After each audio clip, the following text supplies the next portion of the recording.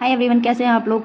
तो कल तक जो है हम 15 क्वेश्चन का रिवीजन कर चुके हैं। आज हम क्वेश्चन नंबर 16 का रिवीजन करेंगे। भारत की पूर्व पश्चिम सीमा जो 2933 किलोमीटर है, जो कि उत्तर दक्षिण सीमा की 3214 किलोमीटर की तुलना में लगभग 300 किलोमीटर कम है। तो इस अंतर का कारण क्या है? इस अंतर का कारण है, पहला पॉइंट है इसका अक्षांश समतुल्य होते हैं, दूसरा है ध्रुवों पर देशांतरों का अविसरण, तीसरा जब हम भूमध्य रेखा से दूर बढ़ते हैं तो दक्षांशों के बीच दूरी कम हो जाती है। ये तीनों पॉइंट बिल्कुल सही है, इसलिए इसका जो करेक्ट आंसर होगा वो होगा all of the given option. चलिए अब हम अपने नेक्स्ट क्वेश्चन की तरफ चलते हैं।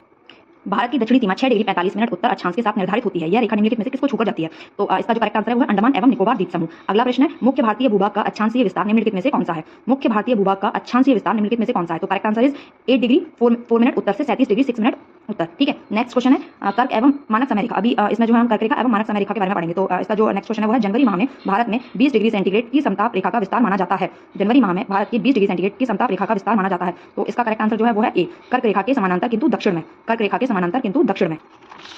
अगला प्रश्न है, भारत की निम्नलिखित किस राज्य से कर्क रेखा नहीं गुजरती है?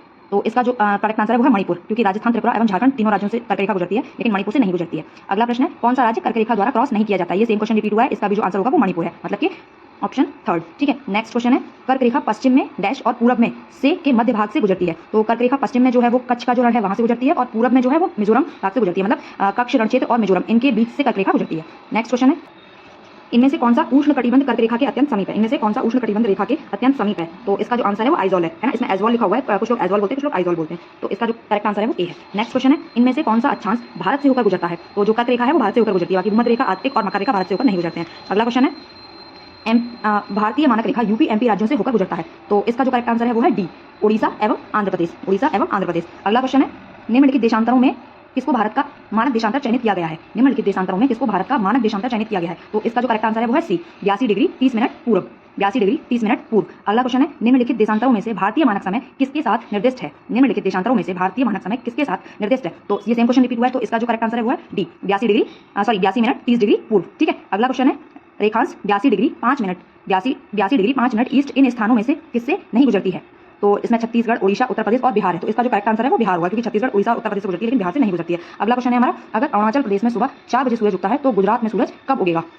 तो इसका जो आंसर है वो बी है, लगभग सुबह 6 बजे, क्योंकि अरुणाचल प्रदेश एवं गुजरात के बीच में जो समय का अंतर होता है वो 2 घंटे का होता है। अगर अरुणाचल प्रदेश में सूरज 4 बजे उग रहा है तो गुजरात में जो है सूरज वो है 6 बजे उगेगा। तो इसका आंसर हो गया बी। ठीक है, नेक्स्ट क्वेश्चन है, भारत के पूर्वी छोर पर 97 डिग्री पूर्वी सूर्योदय 5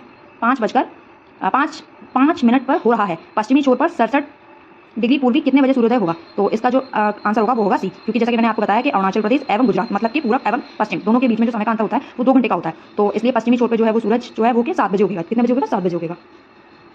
तो आज की वीडियो में जो है हमने 15 क्वेश्चन का रिवीजन कर लिया है, क्योंकि कल तक हमने 15 क्वेश्चन का रिवीजन किया था, आज हमने 16 से लेकर 30 क्वेश्चन तक का रिवीजन कर लिया। तो बाकी के क्वेश्चन का रिवीजन हम अगली वीडियो में करेंगे। अगर वीडियो अच्छी लगी हो तो लाइक कर दीजिएगा, चैनल को सब्सक्राइब कर दीजिएगा। Thank you.